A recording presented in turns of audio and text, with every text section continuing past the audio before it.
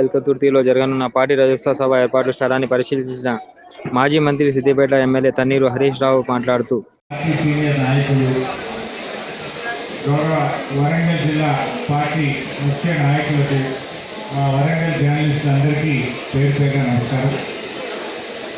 ముఖ్యంగా ఇప్పటికే అన్ని ఏర్పాట్లు కూడా పూర్తయినాయి. వరంగల్ జిల్లా పార్టీ నాయకులు బాలమల్లి గారు గత 10-15 రోజుల నుంచి ఇక్కడే ఉండి అద్భుతమైనటువంటి ఏర్పాట్లు చేశారు. వారందరికీ నా తరఫున అభినందనలు, కృతజ్ఞతలు కూడా తెలియజేస్తాను. మరి కేసీఆర్ గారి నాయకత్వంలో ఈ సభ చాలా అద్భుతంగా ఏర్పాట్లు జరిగాయి. అఫ్కోర్స్ వరంగల్ జిల్లాకు భారీ బహిరంగ సభలు జరిపిన ఘనత వరంగల్ జిల్లాకే ఉంది. గతంలో మహాగర్జన పేరిట 25 లక్షల మంది సభ జరిపిన చరిత్ర కూడా వరంగల్ జిల్లాకే దక్కింది. అందువల్ల వరంగల్ జిల్లా నాయకత్వం మొదటి నుంచి కూడా అద్భుతమైనటువంటి సభలు, సమావేశాలు జరిపారు. ఎప్పుడైనా బీఆర్ఎస్ పార్టీకి అతిపెద్ద సభలకు వరంగలే వేదిక అయింది.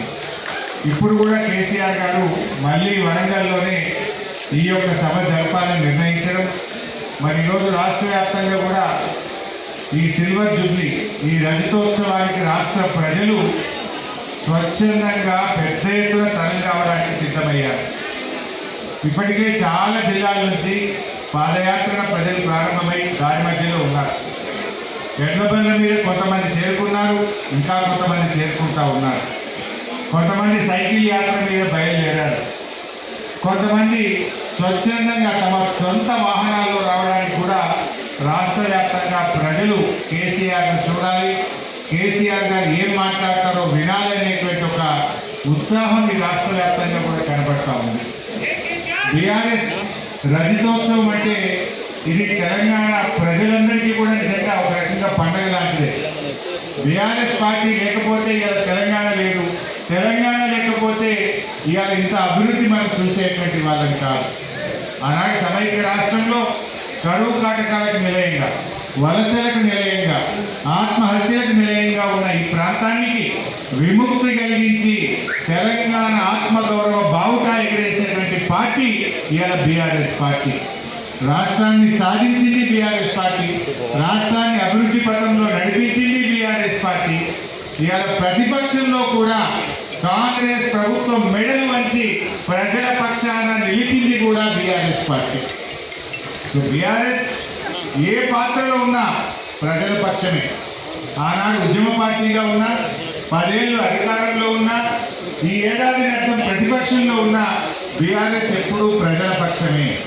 ప్రజలు ఏ రోల్ ఇచ్చినా ప్రజల ఆకాంక్షల కోసం పనిచేసేటువంటి పార్టీ ఇవాళ బీఆర్ఎస్ పార్టీ. ఇవాళ ఏ రోజైనా ప్రజలు ఇవాళ ఏ కష్టం వచ్చినా మళ్ళీ బీఆర్ఎస్ వైపు చూస్తున్నారు. రాష్ట్రంలో మళ్ళీ కేసీఆర్ రావాలి, మళ్ళీ బీఆర్ఎస్ ప్రభుత్వం రావాలి అని రాష్ట్ర ప్రజలందరూ కూడా కేసీఆర్ వైపు చూస్తూ ఉన్నారు. ఈ ప్రభుత్వం ఎన్నో ఆశలు చెప్పి, ఎన్నో ప్రజల్లో విషయాలు చెప్పి ఇవాళ అధికారంలోకి వచ్చింది. కానీ ఏడాది అర్థంలోనే పాలేందో నీళ్ళేందో తేలిపోయింది. ఈ కాంగ్రెస్ ప్రభుత్వం అన్ని మాయమాటలు చెప్పిన ప్రభుత్వంగా ఇవాళ ప్రజలకు అర్థమైపోయింది. ఒక్క కొత్త పథకాలు సరిగ్గా నడవలేదు, కానీ ఉన్న పథకాలు మాత్రం బంద్ పెట్టింది. ఏడాది అర్థంగా ఫీజు రియంబర్స్మెంట్లో ₹1 ఇయ్యక ఇవాళ విద్యార్థుల చదువులు ఆగమైతా ఉన్నాయి. లక్షలాది మంది విద్యార్థుల జీవితాలు రోడ్ల మీదకి వస్తున్న పరిస్థితి. ఇలా కేసీఆర్ కిట్ బంద్ అయిపోయింది, బతుకమ్మ చీరలు బంద్ అయిపోయింది, కళ్యాణ లక్ష్మి అయితే పిల్లలు ఉండేదాకా కూడా వస్తారు. తులం బంగారం దేవుడేరు, కానీ కళ్యాణ లక్ష్మి చెట్లు కూడా రానటువంటి పరిస్థితి ఏర్పడ్డది. ప్రభుత్వం మొత్తం కూడా ఇవాళ కాంగ్రెస్ ప్రభుత్వం శుద్ధి లేని, గతి లేని ప్రభుత్వం అయిపోయింది. డైరెక్షన్ లెస్ ప్రభుత్వం అయింది. క్యాబినెట్లో కాంగ్రెస్ ప్రభుత్వంలో ఒక శుద్ధి లేదు, తలా ఒక మాట మాట్లాడుతూ ఉన్నారు. ఇవాళ రాష్ట్ర ఆదాయం తగ్గుముఖం పట్టింది. బీఆర్ఎస్ ప్రభుత్వం ఉండగా ఏటా 12% రాష్ట్ర ఆదాయాన్ని పెంచింది బీఆర్ఎస్. సంపద పెంచింది, పేదలకు పంచింది. కానీ కాంగ్రెస్ వచ్చిన తర్వాత ప్రభుత్వ ఆదాయం మైనస్లోకి పోయింది. జిఎస్టీ తగ్గింది, స్టాంప్స్ అండ్ రిజిస్ట్రేషన్ తగ్గింది, ఎక్సైజ్ ఆదాయం తగ్గింది, మైనింగ్ ఆదాయం తగ్గింది, ఆర్టీఏ వెహికల్ రిజిస్ట్రేషన్ ఆదాయం తగ్గింది. ఓవరాల్గా ఈ ప్రభుత్వ వైఫల్యం వల్ల పాలన చేతగాక మొత్తం పరిపాలన కుంటుపడ్డటువంటి పరిస్థితి మనకి రాష్ట్రంలో కనబడతా ఉంది. ఇక రేవంత్ రెడ్డి గారు కేవలం మాటల మనిషిగానే మిగిలిపోయింది తప్ప చేతుల్లో ఫెయిల్ అయిపోయింది. దేవుళ్ళ మీద ఒట్టిపెట్టి రుణమాఫీ చేయకుండా దేవుళ్ళని మోసం చేసిన చరిత్ర. నిండు అసెంబ్లీలో 31 మార్చి 2025 కల్లా రైతులందరికీ రైతు బంధు ఇస్తానని ఇటు అసెంబ్లీని మోసం చేసిండు, అసెంబ్లీని తప్పుదో పట్టించిండు. దేవుళ్ళ మీద ఒట్టుపెట్టి మాట తప్పి దేవుళ్ళని కూడా మోసం చేసినటువంటి ముఖ్యమంత్రి గారు రేవంత్ రెడ్డి. అసెంబ్లీలో ఒక మాట చెప్తే ఖచ్చితంగా అది అమలు చేసినటువంటి చరిత్ర శాసనసభకు ఉంటుంది. కానీ శాసనసభలో చెప్పిన మాట నడవదు, దేవుళ్ళ మీద ఒట్టుపెట్టి చెప్పిన మాట అమలు కాదు. మొత్తంగా కూడా గందరగోళమైంది. అందుకే ఇవాళ రాష్ట్రంలో ఉండే రైతులు కేసీఆర్ వైపు చూస్తున్నారు. రైతు రాజ్యం అంటే అది బీఆర్ఎస్ ప్రభుత్వమే నిజమైన రైతు రాజ్యం ఇచ్చింది. ఈ రాష్ట్రానికే కాదు దేశానికే మార్గదర్శకంగా రైతుల విషయంలో కేసీఆర్ గారి పాలన ఉంది. ప్రపంచంలో ఎక్కడ కూడా రైతులకు నగదు బదిలీ పథకం లేదు. దాన్ని మొట్టమొదటి అందించింది బీఆర్ఎస్ ప్రభుత్వం. బీఆర్ఎస్ చూసినాకనే కేంద్ర ప్రభుత్వం పిఎం కిసాన్ పెట్టింది. బీఆర్ఎస్ చూసినాకనే అనేక రాష్ట్రాల్లో రైతు బంధు పథకం వచ్చింది. రైతు బంధు అయినా రైతు బీమా అయినా దానికి ఛాంపియన్ బీఆర్ఎస్ పార్టీ కేసీఆర్ గారు. అదేవిధంగా నీటి తీరువా లేని రాష్ట్రం, కరెంటు బిల్లు లేని రాష్ట్రం, 24 గంటల నాణ్యమైన బిల్లు లేని ఉచిత కరెంట్ ఇచ్చిన ఒకే ఒక్క రాష్ట్రం తెలంగాణ రాష్ట్రం. అది చెరువుల కింద అయినా కాలువల కింద అయినా నీటి తీరువా లేకుండా ఉచితంగా సాగునీరు అందించిన రాష్ట్రం కూడా అది బీఆర్ఎస్, అది కేసీఆర్ గారు. ఈ రకంగా రైతులకు అద్భుతమైన పాలన బీఆర్ఎస్ అందించింది. అందుకే నాకు ఉన్న సమాచారం ఏ ఊర్లో కూడా బండ్లు సరిపోతలేదు. నేను వస్తా ఉంటే మెదక్ జిల్లా పాపన్నపేట నుంచి రైతులు మాట్లాడింది, సార్ ఒకటే బస్సు పెట్టింది మా ఊర్లో, ఇంకా బస్సులు కావాలి అంటే బస్సులు దొరకలేవంటే లాగనే పెట్టి సార్ మేము వస్తాం మీటింగ్ అంటున్నారు. అది ఇలా ప్రజల్లో ఉన్నటువంటి ఆదరణ. అంటే రైతులకు కాంగ్రెస్ ప్రభుత్వం వచ్చినాక రుణమాఫీ కాలేదు, రైతు బంధు రాలేదు, రైతులకు సాగునీరు కూడా రాని పరిస్థితి. నీళ్లు లేక కాదు, పాలన చేతగాక. దేవాదుల మోటార్లు 45 రోజులు ఆలస్యంగా ప్రారంభం కావడం వల్ల లక్షల ఎకరాల్లో వరంగల్ జిల్లాను పంట నిండబెట్టింది ఇవాళ కాంగ్రెస్ ప్రభుత్వం. అక్కడ సమ్మక్క సాగర్ కట్టినాం, మోటార్లు ఉన్నాయి, నీళ్లున్నాయి, కానీ మెయింటెనెన్స్ 6-7 కోట్ల రూపాయల డబ్బులు ఇయ్యక 600-700 కోట్ల రూపాయల పంట నిండబెట్టింది కాంగ్రెస్ పార్టీ.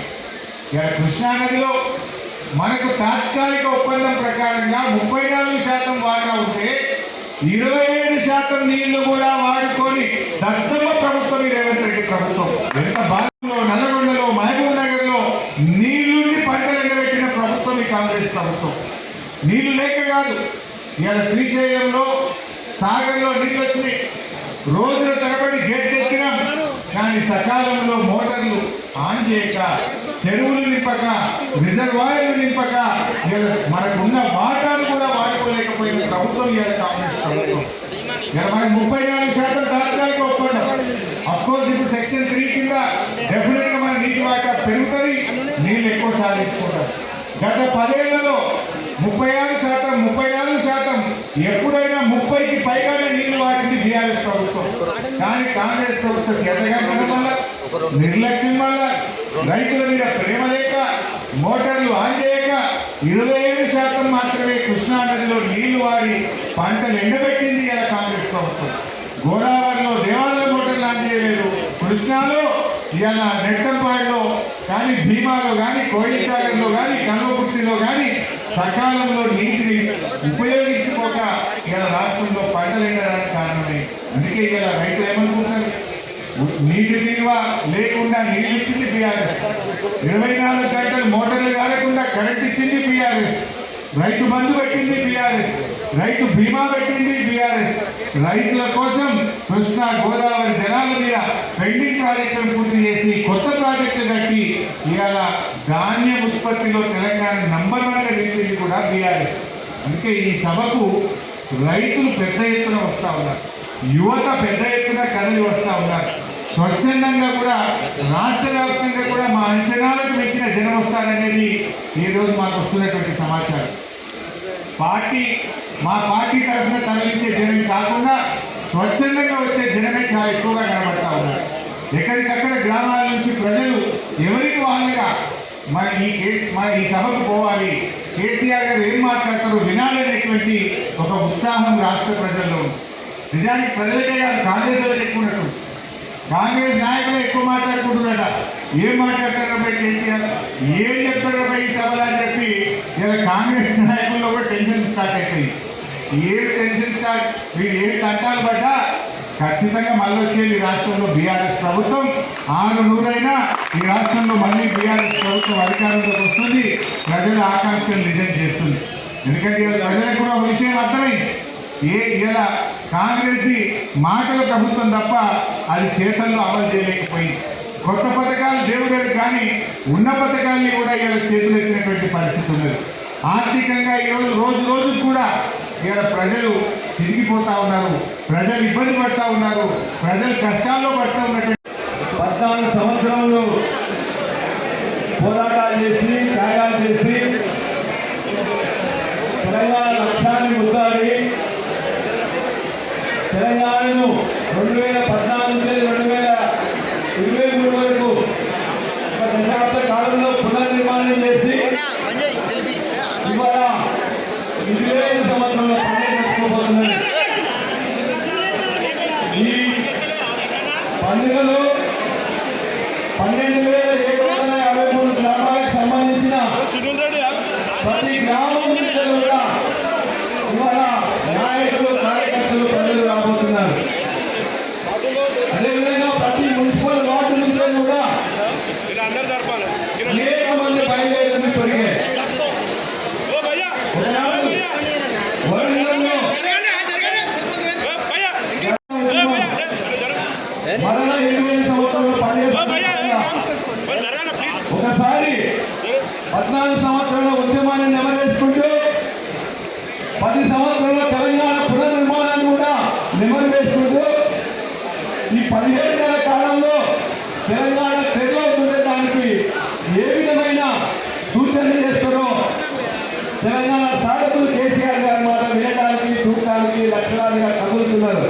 కాబట్టి ముఖ్యంగా ఇక్కడ ప్రమాణమైన ఏర్పాట్లు వరంగల్ ఉమ్మడి జిల్లా కమిటీ చేసింది. మొత్తం పార్కింగ్ కానీ మిగతా సదుపాయాలు కూడా చేసింది. కాబట్టి ఇక్కడ ఉండే వాలంటీర్స్ కానీ మిగతా నాయకులు, కార్యకర్తలు సహకరించి పార్కింగ్లు సక్రమంగా పోయేటట్లు, మన మీటింగ్ సక్సెస్ అయ్యేటట్టు వాళ్ళు చేయాలని చెప్పి కోరుతూ ఈ రోజున ఇక్కడికి వచ్చిన మన మాజీ మంత్రివర్యులు ఫెయిర్ మీడియాకు స్వాగతం. మా ఛానల్ను సబ్స్క్రైబ్ చేసుకోండి మరియు మా వీడియోలను చూడండి. ప్రతి అప్డేట్ల కోసం బెల్ ఐకాన్ను ఆన్ చేయండి. మేము నిజమైన మరియు ఫెయిర్ వార్తలు మరియు రాజకీయ అప్డేట్లను అందిస్తాము.